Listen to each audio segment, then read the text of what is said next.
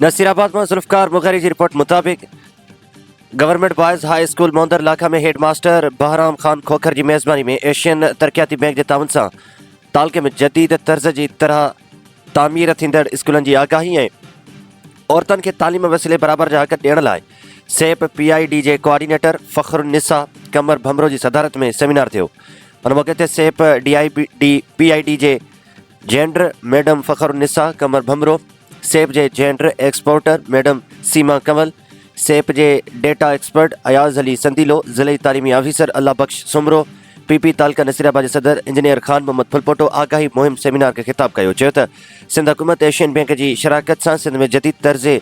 जा तालीमी इदारा जुड़ाइण लाइ जामिया रिथा बंदी करे रही है, जंहिंजो तसलसल अॼु जो सेमिनार है। जंहिं सेमिनार में इलाइक़े जा मोअज़्ज़िज़ वालिदैन, मुख़्तलिफ़ स्कूलन जा हेडमास्टर, उस्ताद, औरतूं ऐं तालीम खाते जा ऑफिसर मौजूद आहिनि। सेमिनार में